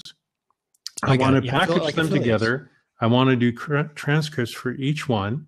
And and the offer I'd like to make to you is if you were to sell these interviews to your list, I'll do a 50-50 split with you for doing that. And it's a very common thing, but if you don't know about it, you don't know about it. But it's been used by marketers for many, many years. Mm-hmm. And it's a way that you can make money very quickly because you've got everything there. You've got everything you need. Yeah. You just need to talk to all these people and say, hey, I've got an idea. What do you think?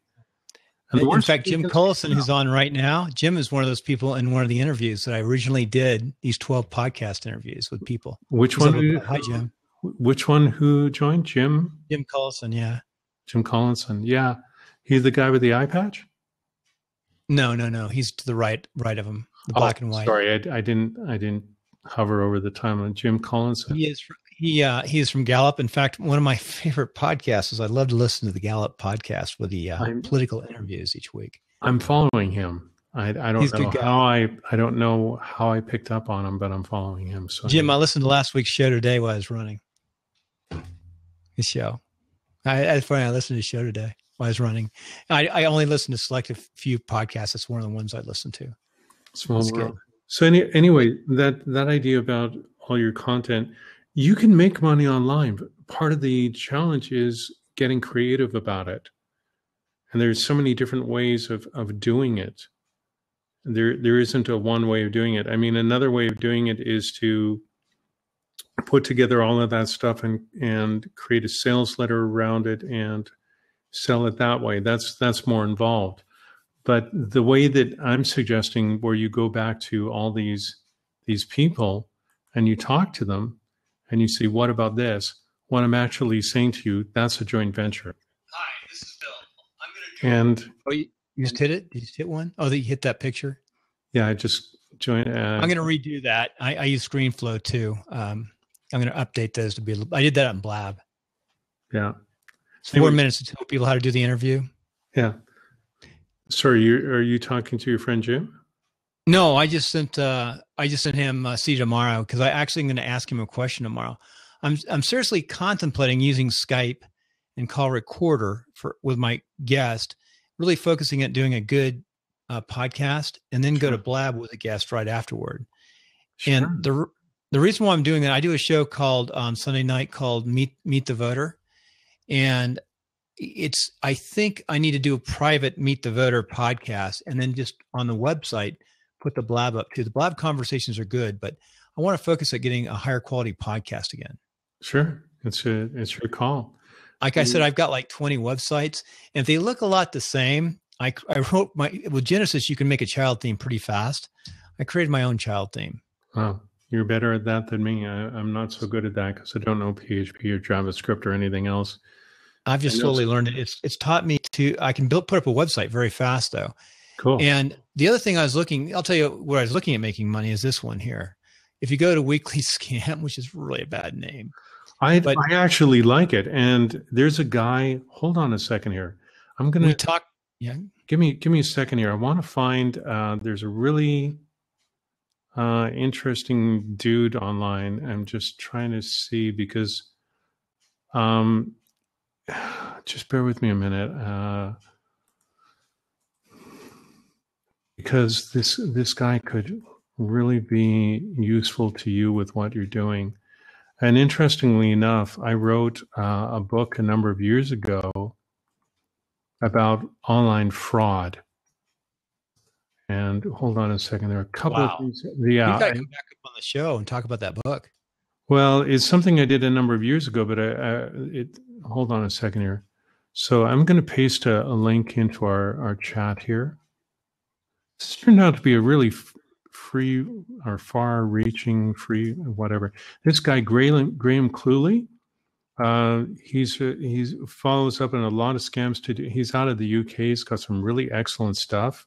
Well, he'd be good to interview. There's another guy that I really want to his name is JJ Luna. And he is the world, I would consider him the number one world expert on privacy. And he wrote a book several years ago called How to Be Invisible. And he tells you literally how to get off the radar. There's another book. Hold on a second here. Jeez, sorry, my mind has just gone nuts with a few ideas, but there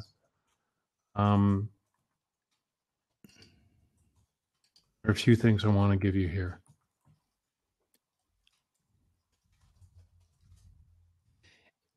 There's one book. This is.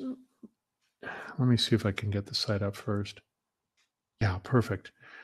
This is the link that I'm going to share with you right now is highly controversial. It's for a tax book in Canada, and it literally tells you how to get off the radar of the IRS. You could get off the radar of the IRS and the CRA. It's totally It's really. Some people might call it black or gray hat, but you're using legal methods to do it. So, but I know about this, and I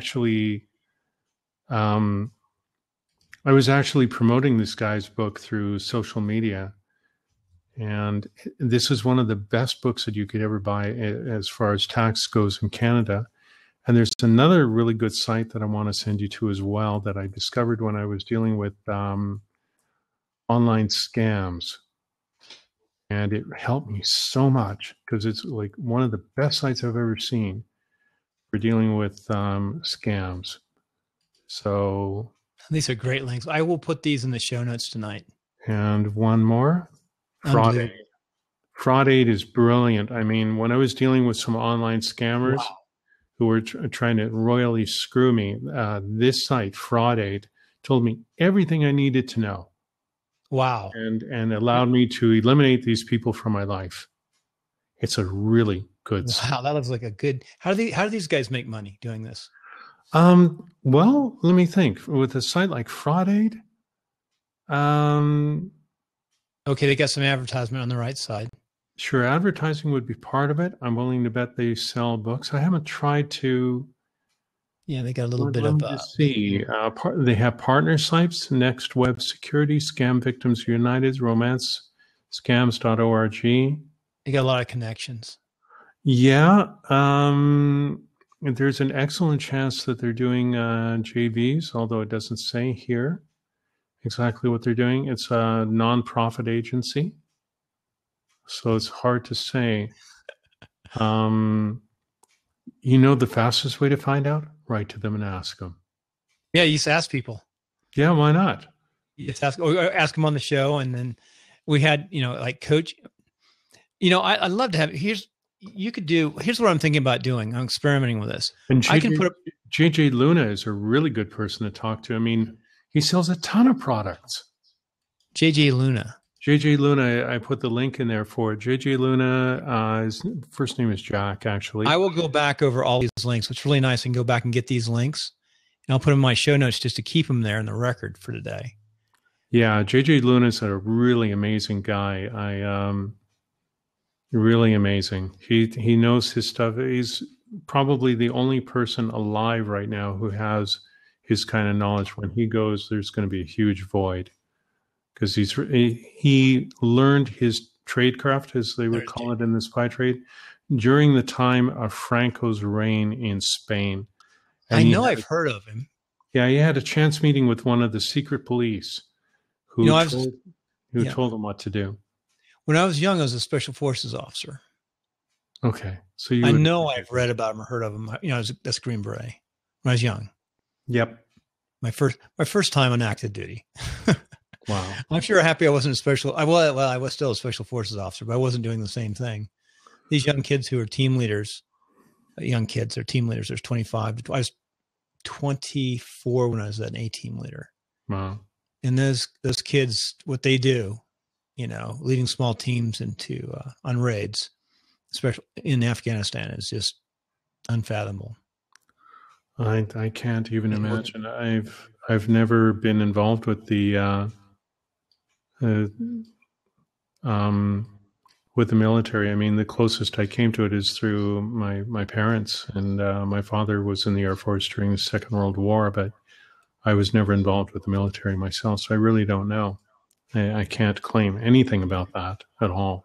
I mean, I'm from Canada, and up until I forget when, I had never heard of my country being involved in a war in my life until something happened in what was it, Iraq, and one of our prime ministers sent over a bunch of planes. In Afghanistan, they had quite a few Canadians in Afghanistan. Yeah. Do you have something on, or is that me? No, there's nothing on. Everything's quiet here. It's definitely me. I've got one of my windows must be open because I'm getting noise coming in from somewhere. Yeah. I'm checking all my tabs. I don't want to close too many down. Yeah, everything's quiet on my end. It's not a problem. That is so weird. I wonder what it is. Unless I'm getting a cross feed off a blab. Jim, any thoughts? I'm hearing another blab or something. I never had this one happen. There's a really good show tomorrow morning that Jim Collison is on. It's Ask the Podcast Coach. Ask the Podcast Coach. I can't even talk. Ask the Podcast Coach. Oh, it's on at 7:30 Pacific. Okay. Well, I'm up early, so I might check into it, and I could check into the one that you've got at 9 as well. What? Nothing here. Well, Jim, what? Well, now the show is a scam. What? Anyway, I think your friend is taking the piss, you know? He's on the show. He does a good job. I haven't seen him. He wasn't on last week, though, I don't think. You're going to be on tomorrow? How come he hasn't jumped into the open seat? It seems obvious that he's taking the piss. It's a British expression. It's the ruder version of the two. There's taking the piss, and then there's taking the mickey, which, in other words, it means you're bugging the shit out of him. That's my interpretation. I know. You know, I've been around British. True story. I went to Sandwich Cadet. I got stuck on my last tour at a high-level headquarters running human train team systems. And I had a colonel. I had a Fulberg colonel, equivalent to him, but he was still my boss, who was British intelligence or from the British. He's a wing commander, so he's their Air Force equivalent. Oh yeah, of course. He's my boss, and they're so polite and so British. And I spent a year embedded with the French. I'll take the French any day. I love the French. French are rougher, and they're just more. They're fun. It's hard to explain. I have no idea. Sorry. I'll take the French any day. I don't know too many French people, like at least not from France, but the Brits. I mean, I've been around them, and it's part of my heritage too. So they're more formal. They're very formal, and the American Army is not as formal, and the French are definitely not as formal. I can't say about the Canadian forces. I mean, I have no idea. Well, I mean, the one thing I do know is Canada has a reputation of the politest country in the world. And one fellow that I know had said to me years ago that a lot of Americans make the mistake of thinking that Canadians are friendly. And we're not necessarily. We're polite.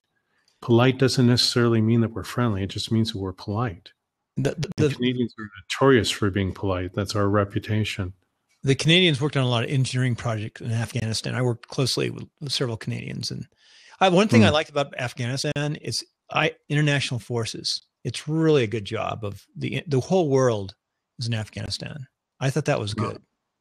Well, I have no idea. I've never been over there. I mean, the close, well, where's Afghanistan in the world? I'm not really sure. Geography is not my strongest. If you go to India and you head north, you go into Pakistan, and then Afghanistan is directly above that. To the west, you'll find Iran. To the north, you'll find all the stands. Well, to the east, and one of my areas in my second tour, you'll hit China on the corner. Where would you find Israel? To the west somewhere? Middle East on the in the Mediterranean, all the way east. So I'm just trying to think where it would be from Afghanistan. You know where the Persian Gulf is? Roughly, I think, yeah. Yeah, the Persian Gulf, anyway, we had to fly around Iran, excuse me. Yeah. Right. I was in Israel a long time ago, and I mean, when people talk about giving land back over there, it's like if you had actually been there and seen how small the land masses are, it's like what do you mean giving back? There's nothing to give back. Yeah. Or very little at any rate. So closing up tonight, because I do have to edit. Of come on the course. show. We'll talk when we come back on the show. And I'm thinking more and more, since I can put up a website so fast, this new system is I can make a real quick link to all these different sites by creating a new Gmail account. I can create a Twitter account. I can create a YouTube site. I can create, let me go Weekly Scam. Weekly Scam is the example. So that's a separate site. I got to see if I can find that book that I wrote. It was about online fraud, and it actually, it's kind of funny that I'm on your show because I wound up writing a whole bunch of stuff for a magazine called Windows Secrets. And one of the things that we spoke about at length, like I wrote a thing about spammers, a long piece on that. And I wrote another piece to do with online security. I've written a whole bunch of stuff to do with security. But one of the things that we were writing about Crypto Locker. And one of the pieces of software that I have on my computer to make damn sure that I won't get infected with ransomware is called Crypto Prevent, I believe. Mm-hmm.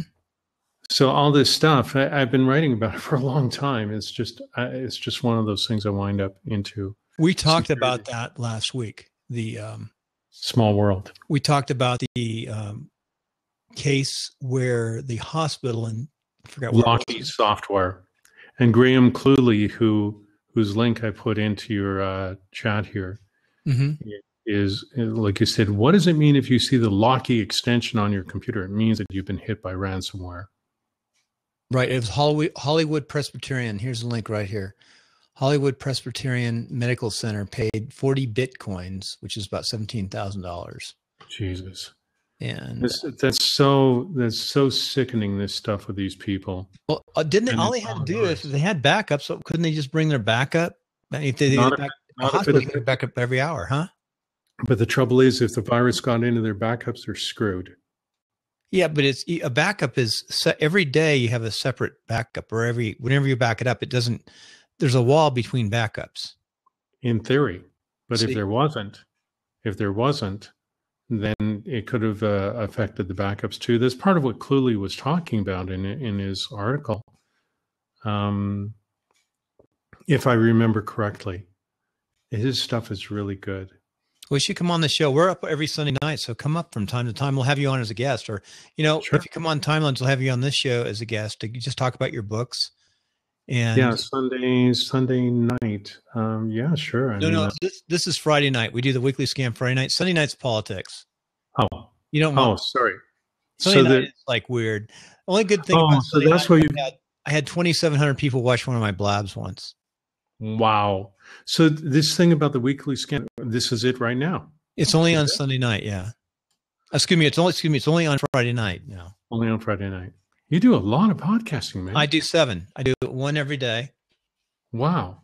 And we have tomorrow in the morning will be WP Tonic, which is a very good WordPress site at 9:00. And that sounds really cool. We review people's websites when we're done. We do a little discussion about WordPress. And Jonathan Denwood, who's an Englishman who lives over here in Carson City. And then on Sunday, we do the Weekly Scam. Then I do 3 interviews on Monday, Tuesday, and Wednesday on Timelines. Then on Thursday, I'm doing a real estate show because we have real estate companies, but primarily because of a SaaS developer, develop a product in real estate. And then we do Friday, we do this show. So, and then where's Carson City exactly? You said you're in Nevada? I'm in Reno, Nevada. So if you know where Sacramento is, Yes, I do. San Francisco, next city over Sacramento, then you go over the hill and you hit Reno 2 hours later over the Sierras. Beautiful drive on Highway 80, and you hit go past Lake Tahoe and you hit Reno. Ooh, that would be interesting. I live at 5,000 feet. I know how that feels. I used to live at not that high, but I used to live at 3,400 feet many years ago. Actually, where I'm at right now is not that far away is the ocean behind me going that way. I'm actually north of the city of Ensenada in Mexico on the Baja. Mm-hmm. Yeah. That's nice. Yeah, it is nice. No complaints. I like it down here. Well, I will see you up on timelines and pop up anytime. And I'm trying to, sure. I think I'm going to try to find people like yourself. Just think about this, who want to bring on other people to interview jointly and do like a 7 series on some specific topic, put up on its website by itself, put it on YouTube. The question is, do you want to use Blab or do you want to use Skype or call recorder? You're the boss here. I mean, you make the call, but what I started doing for my own interviews, the legends of online marketing, I've been doing all my interviews on Blab. And the reason that I'm doing them on Blab, I could have done Google Hangouts on air. Mm-hmm. I find it a bit too cumbersome. Yeah, Blab is really easy. Blab is really easy. And I also like the random factor with Blab. You never know who's going to show up. And afterwards, the quality of the video, from what I've seen, and getting it up on YouTube or just doing a little bit of light editing, it's worked just great for me. That's good. Let's talk about that, because I'm actually making a $5 Blab course on using that plugin. There's somebody else that you should. Oh, hold on. Here's another site I'm going to send you to. I just want to make sure I've got the right URL, because she's using Blab to make money, and she would be someone that you might want to tap into. I just want to make enough money so I don't have to go back to work. Yeah. And also, the other thing I'm really good at before the war is I'm really good in politics, getting people elected and getting elected myself. Well, you've got so many skills, man. You could easily make money from what you're doing. It's just about getting creative about how you take those skills and turn them into dollars. And if there's any way I can help you with that, I'd be glad to do that. Well, thanks. And I like your idea of 50-50 with sending out the list, making a short set of series and then sell it, 50-50 on. The site that I just gave you is blogaid.net. The woman who runs it is Mayana, and she uses Blab to make money. She's been driving traffic to her courses. She does a course on Blab. Oh, yeah, I've seen her. Yeah, okay, so good. A friend of her, she doesn't have her name up. Yeah, it says right under her picture, it says Mayana helps. Mayana, right. Yeah, she's a good person to talk to. I met her. Really nice. She's really nice. I've invited her on a show too. Cool. There's somebody else. Geez, I'm rather astonished. I usually don't throw out links and information like this, but there's one other person that I want to introduce you to. She runs a weekly Google Hangout on air. Her name is Loelan Fulsang, and she's a friend of mine. I'm just trying to see. Actually, I'm not seeing it on. Let me just see.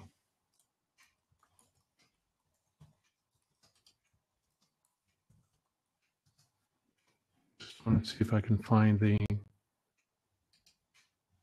Okay, I'm just trying to get the link to come up. Okay, I've got a link to this woman's community, Loelan Fulsang, and she runs a weekly hangout on air called Being Your Own CEO.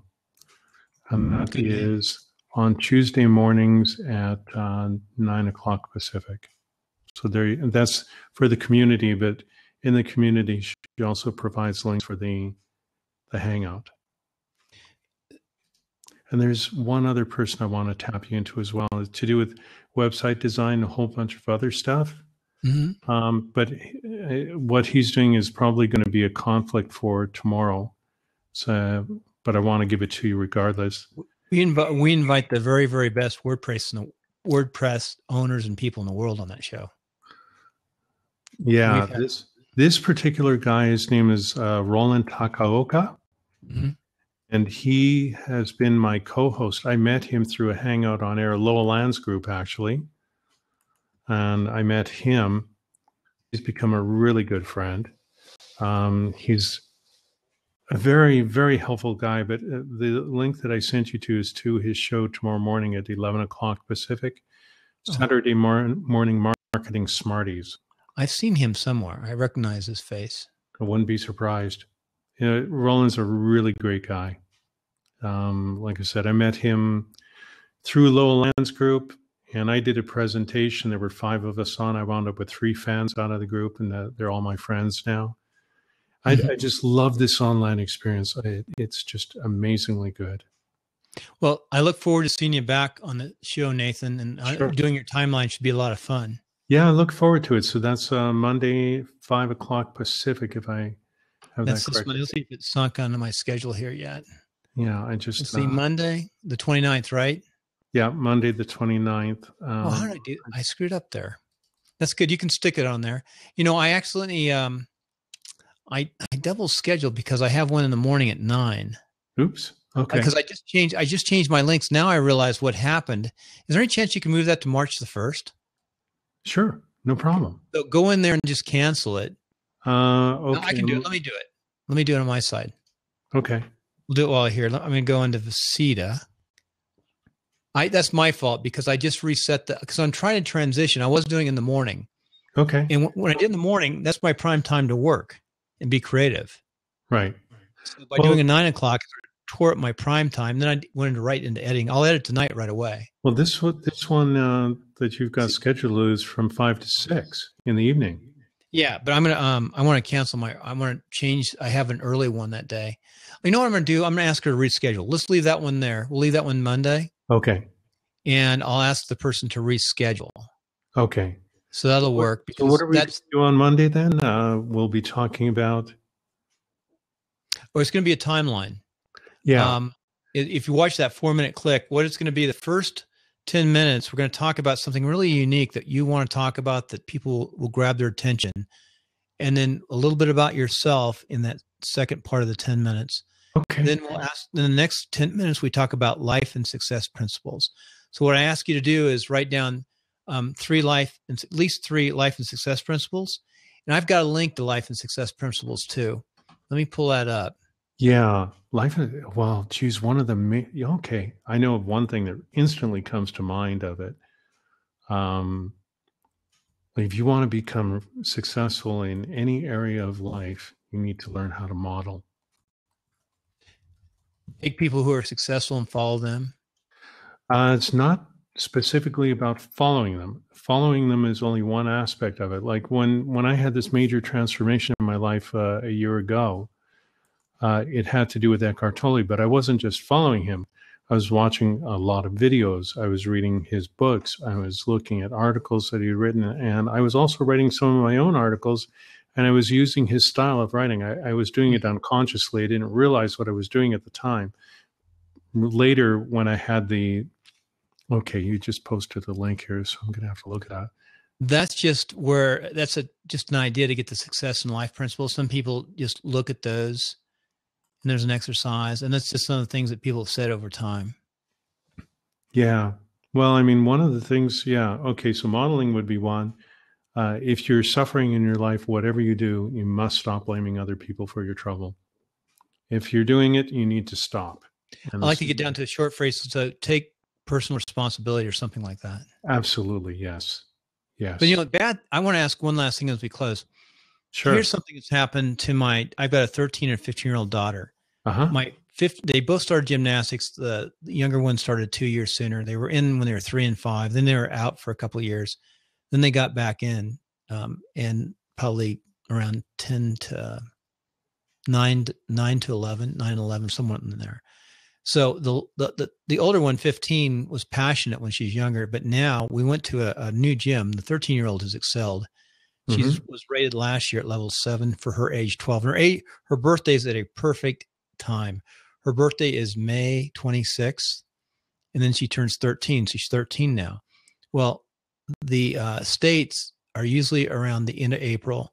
Regionals happen the first week of May, and the whole competition's over for nationals by the end of May. Okay. So she gets to be the younger age all the way. So she was rated as high as you can go in level 7 is regionals. She was rated number 3 overall in the Southwest, and number 1 in bars. So she's a very, very good gymnast at the 13-year-old. The 15-year-old injured herself last year and is trying to so she goes to college. And now, because of the gym that we're at, we've got a gold medalist and really top-notch instructors, Mm-hmm. but they're all from Eastern European countries. Ah. And they have a very good gym, but they held back my older daughter so they could build up this level 7, this one team. And it really hurt her going forward. She needed to be up a higher level at her age. Yeah. But so my younger daughter's ahead of her and at a younger age. So we're trying to get her a new gym. I think Reno is a lot of Olympians here in Reno because of the altitude and the training. Oh, okay. And anyway, it's not that she'd go to the Olympics. We're just looking at college. But she's thinking about getting out. But I truly believe I went initially when my daughters were younger, I went and talked to the coach about getting the younger one. She was being held off the team. And I said, you need to get her on the team. And she got on the team that year and did really well at the end. Good. I mean, she's always done well. She's just excelled. I don't know why they ever held her. It's really hard to explain. It's a different culture than our culture. So you said you had a question about it? The question is, I sort of blame, and my wife and I, and we probably shouldn't, but we should have got her out of that gym a year ago. Oh. Or talked earlier. They were held back a little. They held them back initially when they first got to the gym because they want to strengthen their strengthen their teams from the individual competition. It's hard to explain. And so my older daughter may get out of gymnastics this year. And I said, it takes a little bit of time off, go to another gym for the summer and just see how it goes. Gymnastics is a lot of sacrifice. They really sacrifice what they do. It's 4 hours a day. And it's hard work. Really hard work at their level. But anyway. So what is the question exactly? The 15-year-old, I shouldn't probably, but I guess it's our fault by not making decisions earlier to get her out of the gym, go to a different gym. 15-year-old. Well, the first thing you need to do is stop blaming yourself for whatever it is that happened. Okay, that's what I'm hearing. Mm-hmm. That's the very first thing you need. Take responsibility, don't you take blame? Well, taking responsibility is not necessarily about taking blame. Taking responsibility is where you say, I wish a certain event or a series of events hadn't happened. But one of the major mistakes that people make is they look at a past event with the knowledge that they have now, and they beat themselves over the head with the knowledge that they have now about something that happened in the past. The trouble is, when you were in the past, you had that past knowledge. You didn't have the advanced knowledge. If you had the advanced knowledge in the past, you would have done something differently. Right. The very fact that you didn't means that you couldn't. So it's true. You made the best decision you could at the time, or you had other conflicts. Exactly. If you had known better in a particular way, you would have done better. The fact that you didn't know, you couldn't do anything. Yeah. And experience. Well, I do have to go. We'll talk more. Sounds good. Thanks. By the way, I made you a host. Oh, thank you. You made a host, so it should show up on your feed. I don't see it. I don't see it now. I see myself as guest on. Refresh yourself and come back up because I made you as a host. It'll show up. Okay. Here we go. Hey, folks, thank you for tuning in to Timeline's weekly scam show. And it's been really interesting. I hope he comes back up. He was really a nice guest to have on at the end. We have some nice folks tonight. There he goes. You see you have H up there. I see that, yeah. Very cool. Thank you. Refreshing. What will happen is, here's the key when you make other people hosts on Blab. Yeah. You want to make sure you close them out, because if they accidentally stay on or pop back up, I've had people leave it open for 6 hours, one of my guests, because he didn't close it down all the way. Okay. So I'm going to go ahead and close you out, and I'll see you back on Monday. Okay. Look forward to it. Thanks. All right. Bye. Okay. Thank you, Bill.